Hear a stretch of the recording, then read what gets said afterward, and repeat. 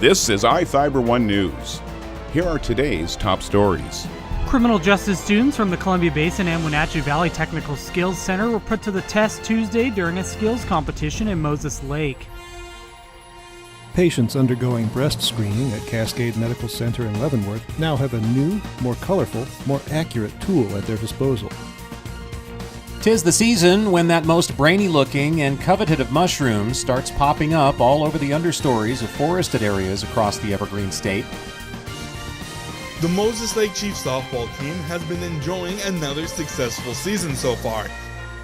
From the iFIBER 1 newsroom, this is iFIBER 1 News. And it starts now. Walk back to my voice. Do it now. Criminal justice students from the Columbia Basin and Wenatchee Valley Technical Skills Center were put to the test Tuesday during a skills competition in Moses Lake. High school students from both areas gathered at CB Tech to take part in a series of mock scenarios with the help of current and retired law enforcement evaluators and community volunteers serving as victims or suspects. Students completed 5 skill components, including drill and ceremony, a written knowledge test, physical fitness test, a high-risk felony traffic stop, and a response to a disturbance. It's just a great opportunity for all of us to get together, to showcase what we learned, but also for the students to get together and meet each other and have a good time while they're doing it. Juan Loeta, the instructor for the Wenatchee Valley Tech program and also formerly with the Moses Lake Police Department, said he and Ruffin came up with the idea for the skills showcase last year as a way to meet the leadership component of the program. Yeah, and that's a big part of the component is to get the two programs together, much in the way that law enforcement does with different agencies, and indeed that way we can cross-train and learn some lessons, and it's a good time. This is Joe Utter for iFIBER 1 News. This segment is brought to you by... Change doesn't have to be complicated. With a low-profile microwave hood combination that's ready to install right out of the box. It fits in the same space as your under-cabinet hood, so you can get your microwave off the countertop and make space for the routines worth keeping. The low-profile microwave hood combination from the #1 selling appliance brand in the USA. Whirlpool Appliances, now available at more furniture in Ephrata. Patients undergoing breast screening at Cascade Medical Center in Leavenworth now have a new, more colorful, more accurate tool at their disposal. Last month, the small Upper Valley Hospital installed its 3-dimensional mammography scanner. The machine provides a clearer image of the internal breast tissue, with hundreds of images layered together into a 3D model. It's a long way from the tools that were in use when Radiology Director Scott Mitchell joined the hospital in 2004. We had a very outdated film screen mammography, so it was not digital at all. We were actually processing films through a film processor, and we were only offering that service 1 day a week. Now it's 5 days a week, fully digital and colorful. Patients have to spend about 20 minutes standing with the Siemens Revelation scanner to get a successful image, so radiologists can tune its light setting through a pleasant spectrum of colors. While patients relax with pink, the Revelation gets to work. Traditionally, mammography is 4 static images of the breast, so it's 1 picture in 4 different projections. What's different about this is what's called tomography. So this machine will sweep 50 degrees during a picture, so we end up with a 3-dimensional view of the breast. So the radiologist can look at the breast in multiple angles. Hospital spokeswoman Rachel Hansen says about 60 women have undergone mammograms on the Revelation since it was installed at the end of March. Our 2D unit was reaching the end of its life, so we were doing some succession planning in terms of what we wanted to invest in next.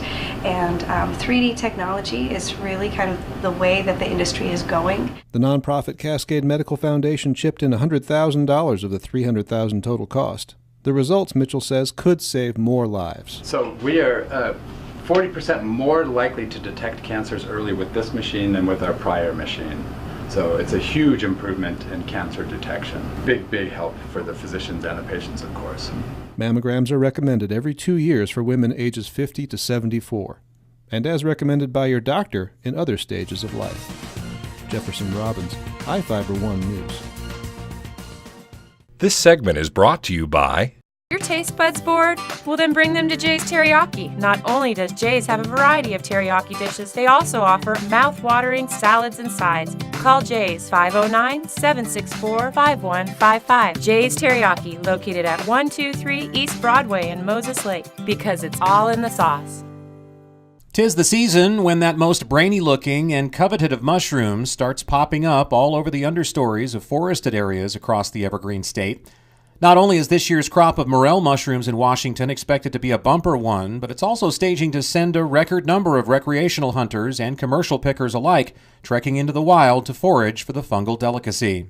With the big fires of last year, in this case we had 3 big ones that were outside the wilderness areas. The Crescent Fire, the McLeod Fire, both in the Methow Valley Ranger District up by Winthrop and Twisp, and then the Cougar Fire outside of Entiat.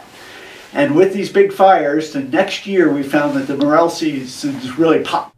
Public culture surrounding the search for morels has greatly intensified in recent years, due in large part to a rising commercial demand for the mushrooms, which are a prized ingredient for many restaurants, and the lofty prices they fetch, which can be upwards of $100 per pound. This competitive escalation among pickers has required forest managers in Washington to increase their level of oversight during morel season.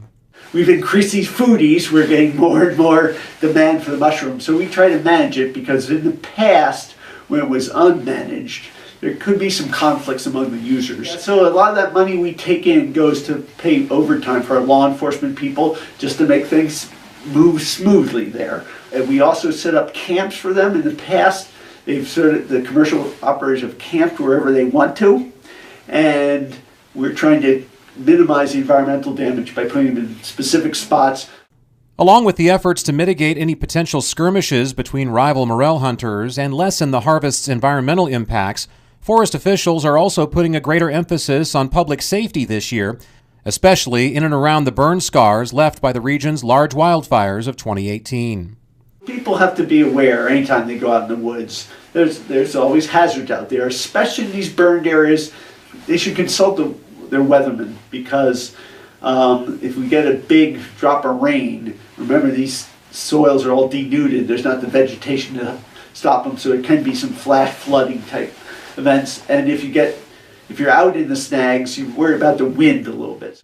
Permits are required for the commercial harvesting of morels on the Entiat and Methow Valley Ranger districts at costs ranging from $30 to $100. Personal use pickers are allowed to gather up to 5 pounds of morels per day free of charge. Morel season officially kicks off today and runs through July 30th. Reporting for iFIBER 1 News, I'm Chris Hansen. The Moses Lake Chiefs softball team has been enjoying another successful season so far, but find themselves uncomfortably close with West Valley of Yakima atop the Big Nine. The Chiefs braced themselves on Tuesday afternoon when 2018 state playoff team the Eastmont Wildcats came to town. The Chiefs were ready for the Wildcats and quickly surged ahead, taking an 8-0 lead at the end of the first inning. The Chiefs piled on 2 more runs in the second inning and another in the third to score 11 total points during the contest. The Wildcats didn't have problems getting on base, racking up 3 hits and seeing 5 batters get walked, but Eastmont failed to capitalize. The Wildcats were shut out for the first time this season en route to a Chiefs 11-0 victory in 5 innings. Savannah Ashley and Gina Skinner are the usual pitchers for the Chiefs, but Moses Lake shook things up and had Hadley Cranston and Harley Raymond share pitching duties. Raymond pitched the final 2 innings and struck out 4 batters while only allowing 1 hit. Nerve-wracking but fun, but I wouldn't be able to do it without my team. They're very encouraging, and they're always helping me when I'm struggling, so it helps with them being there with me. 4 players had multiple RBIs, but it was sophomore Maddie Olson who led the team with 3. It was definitely surprising, but we worked a lot on our hitting this week, so we were just waiting on the ball. That's what we practiced a lot, and so I think that really showed when we scored the 8 runs. The Chiefs will look to continue to win against Big Nine foes on Thursday when they travel to Sunnyside for a doubleheader. Eastmont will look to rebound this Friday when they host Davis in a doubleheader. I'm Adam Chikoski for iFIBER 1 Sports. This is iFIBER 1 News. For more information on these stories and other news, visit us online at iFiber1.com or check us out on Facebook.